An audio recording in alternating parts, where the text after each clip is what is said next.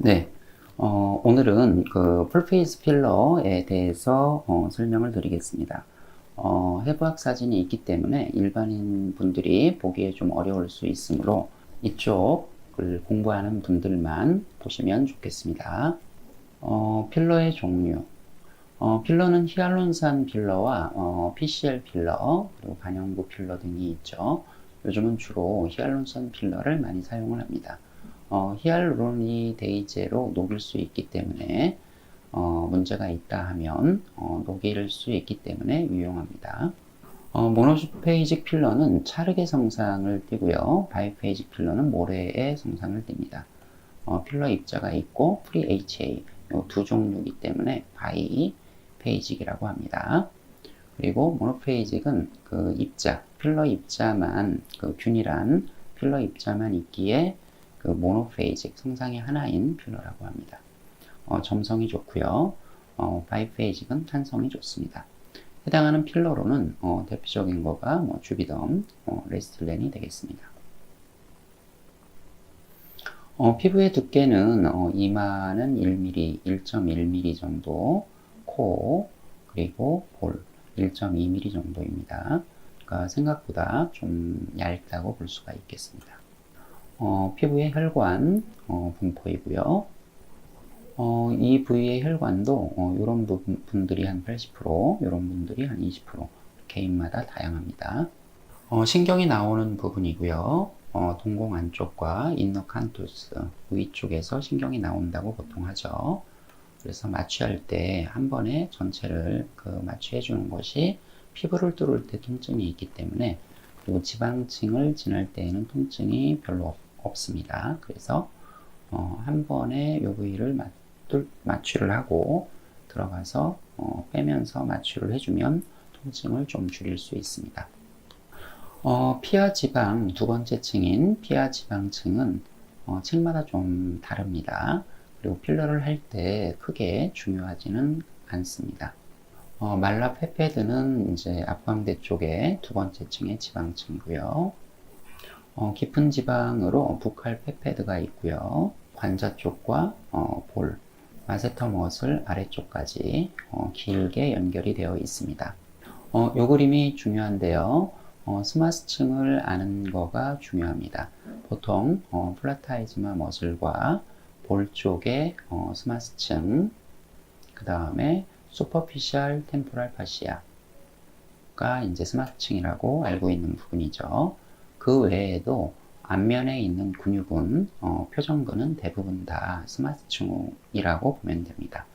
그래서 그 프론탈리스 머슬과 나살 머슬, 그리고 안륜근, 그리고 입 주변의 근육, 그리고 중안면의 5개 근육, 하안면에 입술을 내리는 2개 근육은 이제 스마스층에 해당합니다. 지지인대가 있는데요.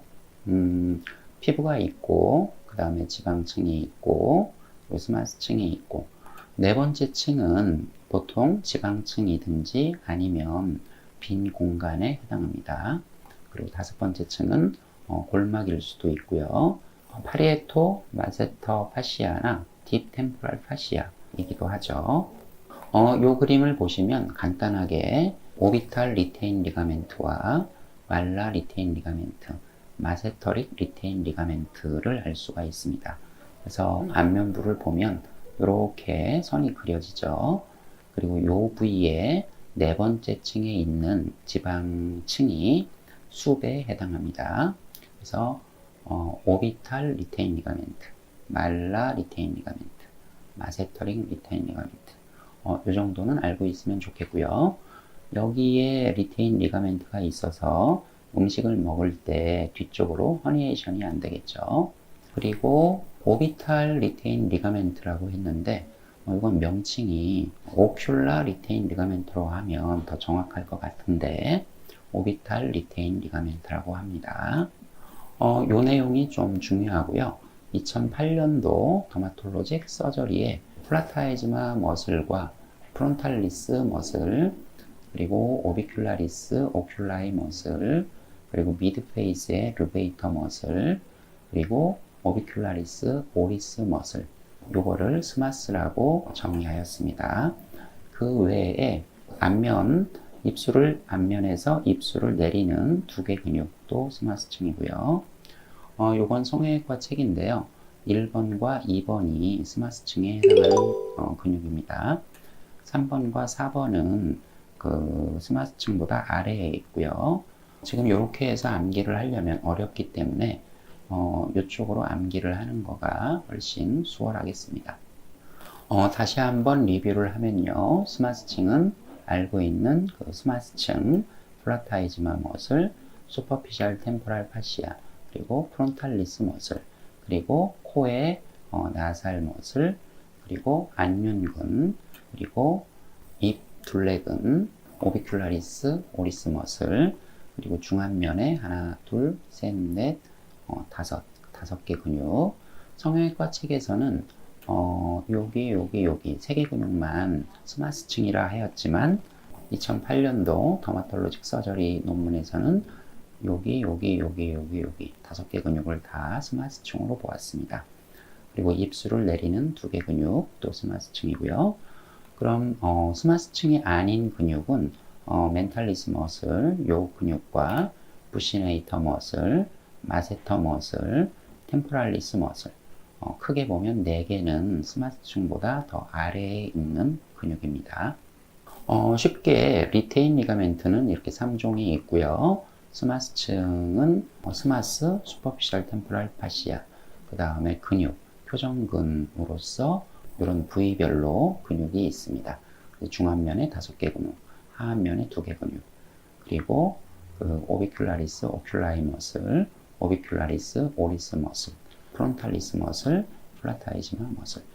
이렇게 암기를 한다 하면 스마스층을 아주 쉽게 암기를 할 수가 있습니다.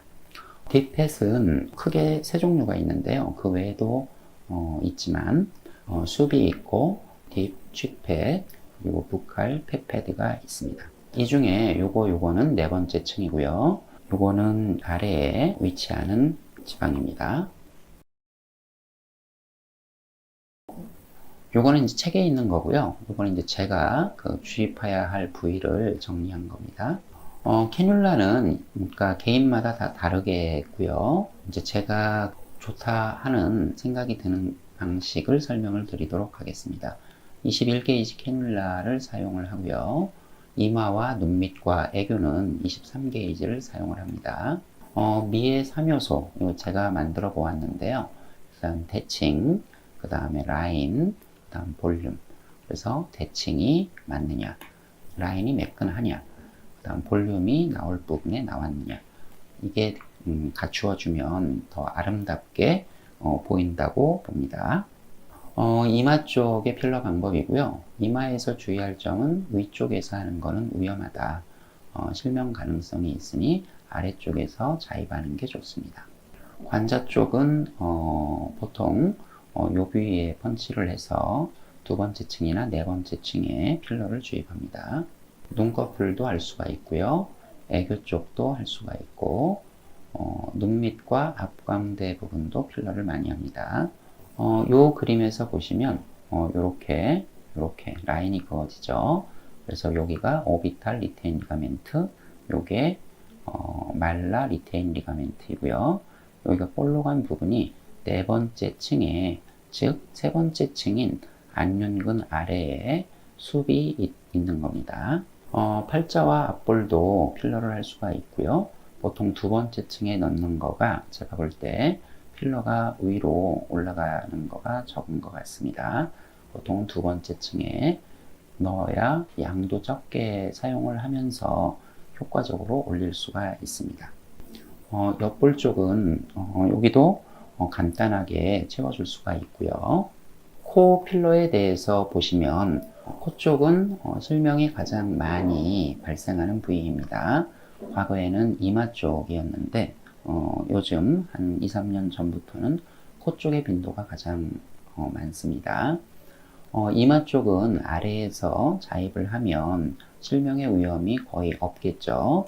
코 쪽도 이 분지되는 방향의 그 역방향이기 때문에 위험하다고 볼 수 있지만 안전하게 하는 방법으로는 필러를 주입할 때 소량씩 하고요. 그 다음에 코가 올라오는 거를 확인하고요.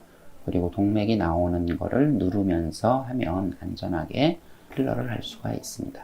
턱 쪽은 중심을 맞추어서 대칭을 맞추어 주는 게 중요하고요. 그리고 마리오넷 라인 쪽에도 필러를 해주면 좋습니다. 턱이 여기끼가 볼록 들어간 경우가 좀 까다로운데 그 부위도 직접 주입을 해준다든지 펀치를 해서 그 부위에 주사를 해주면 좋은 결과를 보일 수 있습니다.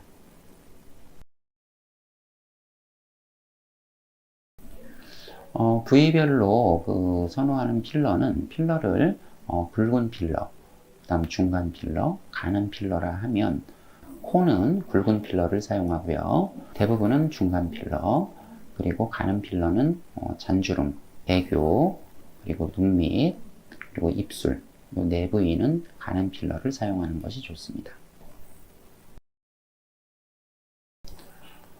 실명을 예방하기 위한 중요한 팁은 이마의 경우 위쪽에서 주사하지 말고요. 그리고 팔자 쪽에 동맥이 아나스토모시스 된 경우가 20% 정도 되기 때문에 팔자 쪽도 좀 주의해서 해야 되고요. 그리고 코 필러 할 때 도살 나살 아테리 쪽을 조심해서 필러를 시행합니다. 이 그림은 도살 나살 아테리와 수프라트로클리어 아테리 그리고 수프라오비탈 아테리의 분포에 대한 그림이고요. 코 필럿이 실명 예방법은 아까도 언급을 했지만 이게 가장 중요한 겁니다. 도살 나살 아테리를 왼손으로 압박을 하고요. 필러를 소량씩 주사를 하고요. 여기서 소량은 1cc 필러를 사용할 때 그 양의 20분의 1씩 주사를 하면 레티날 아테리까지 필러가 도달할 양이 안 되는 거로 볼 수가 있습니다. 그래서 그 필러를 한번 주입을 할 때 0.05cc씩 주입을 하면 안전하게 시술을 할 수가 있습니다. 그리고 코가 올라오는 것을 확인을 한다 하면 혈관으로 들어가지 않았다는 것을 알 수가 있고요. 캐뉼라도 좀 고가 제품을 사용하는 게 좋습니다. 그리고 자입 횟수를 좀 줄여서 깔끔하게 시술하는 게 좋고요. 이 중에 가장 중요한 거는 필러 주사 시 소량으로 천천히 주입하는 겁니다. 두 번째는 동맥의 압박입니다.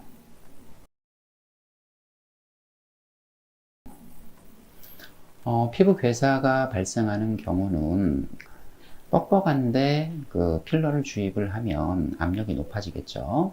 그래서 뻑뻑한 부위에 필러를 주입을 하면 동맥을 누르기 때문에 주변에 염증과 괴사가 올 수 있습니다.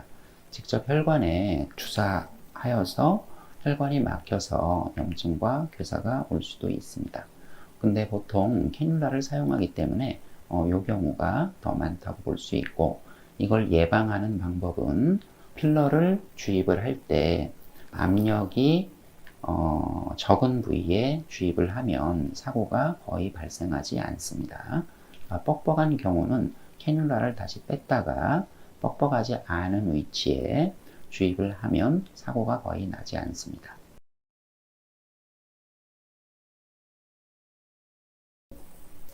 이 경우는 약간 홍반이 발생하였는데요.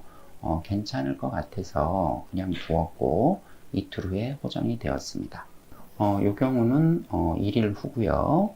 3일 후고, 그렇지만 이제 이렇게 되어도 드레싱을 잘 하고 나면 한 달 정도 후에는 별 흉터 없이 호전이 됩니다.